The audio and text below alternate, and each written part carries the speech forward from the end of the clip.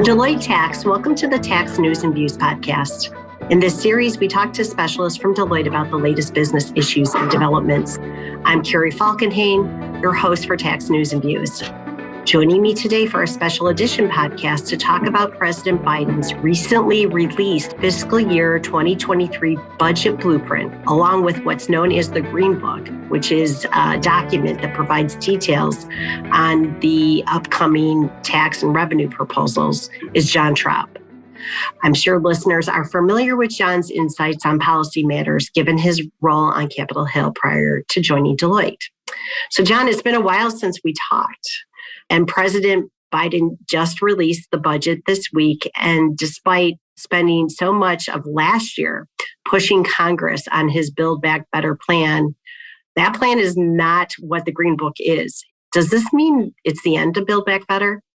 Well, Carrie, Build Back Better is dead, but long live building a better America. So for reasons having to do a lot with Senator Manchin of West Virginia and his concerns about Build Back Better, the White House has pivoted off of the Build Back Better label, but are pushing a policy which looks a lot like Build Back Better. They're calling Building a Better America.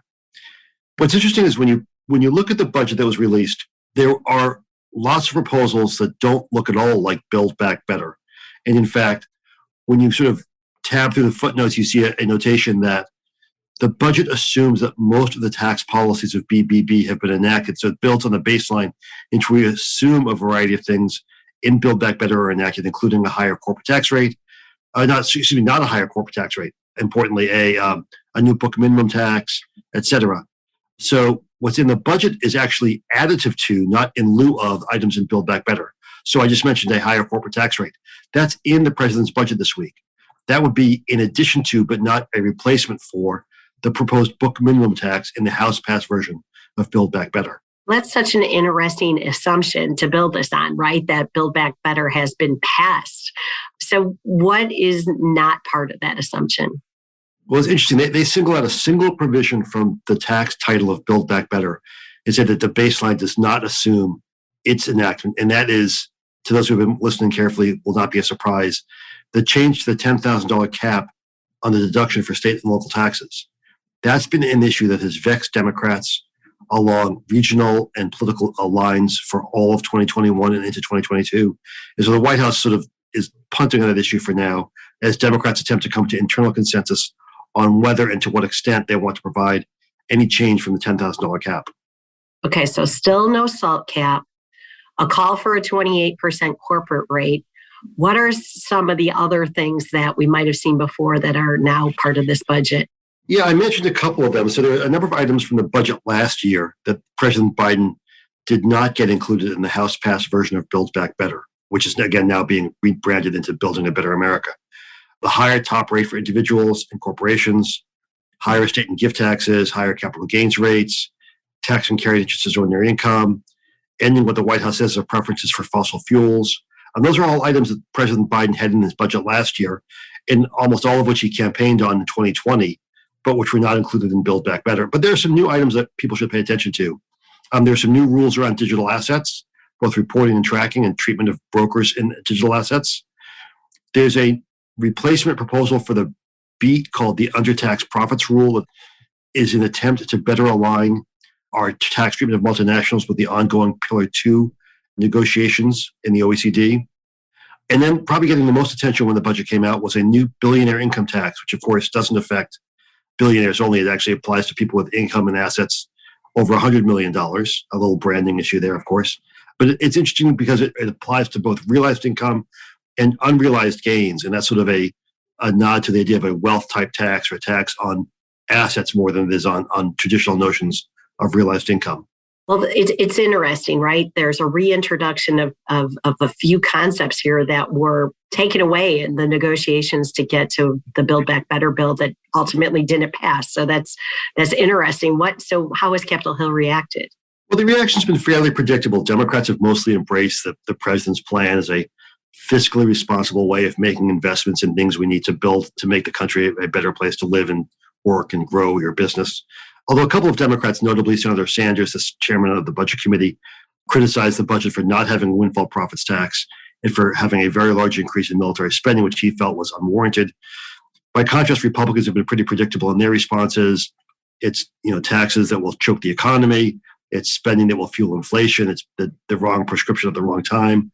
These budget deals, for the most part, members of Congress can pre-write their press releases or their statements about it before they see the document. It's fairly typical, blue versus red on these kind of things. And so, really very little of the reaction on Capitol Hill is all that surprising. So what happens next with this budget and Green Book? We'll see hearings in both the Senate Finance Committee and the House Ways and Means Committee. At some point, Secretary Yellen will come to Capitol Hill and explain the tax proposals. Some of these are well explained in the Green Book, others are not. And certainly, for example, I mentioned the undertax payment rule. One of the criticisms we've seen from the business community is that as currently envisioned, the OECD rules could lead to a clawback of proposed or of enacted U.S. Tax credits. The companies that get tax credits for investing in green energy or low-income housing could see their benefits clawed back in ways that were unanticipated. And the Green Book says that they will develop a mechanism to prevent the clawing back of those benefits, although there's a lack of specificity that I'm sure Secretary Yellen will be called upon to provide when she appears before the committees. But after that, it's not clear what happens. This is a very contested election year. It's not currently expected that either the House or Senate will produce a budget resolution that's capable of spinning off a budget reconciliation bill. So the future for some of these items could be as additions or complements to the pending Building a Better America package, formerly known as BBB. But for the most part, they appear to be rhetorical political pieces intended to provide a platform by which Democrats can explain to the country their vision for tax policy going forward, more than they are intended to be enacted in 2022. And so if we see anything move forward, it's this Building a Better America plan? For sure. That's on tax policy where the real game is right now. And of course, as I mentioned, some of the items in the budget this week could make their way into Building a Better America once we see those negotiations really resume in earnest, probably sometime in the next 2 to 3 months. But president's budgets are always deemed DOA on Capitol Hill. Never once has a president's budget been adopted in its entirety, and this will be no exception. Okay, so we're expecting more changes, and I look forward to talking to you the next time there's a real development. And I know many of our listeners are going to be closely watching to see what happens next. It's a difficult time to be planning for 2022, just given all the uncertainty. It's been very difficult, Carrie. I think my heart goes out to the VPs of tax, the chief tax officers at companies around America, and individuals thinking about their own tax situations, trying to be responsible and to plan ahead and to not have any real certainty around what various rules are going to be. Absolutely. Okay, well, thank you. And so if anyone would like more information, you can always subscribe to the email version of Tax News and Views. Just go on Deloitte.com and search that there. You can also connect with John directly via LinkedIn. And as always, please tune in here for future policy editions. In the meantime, thank you all for joining us, and I hope you continue to be well.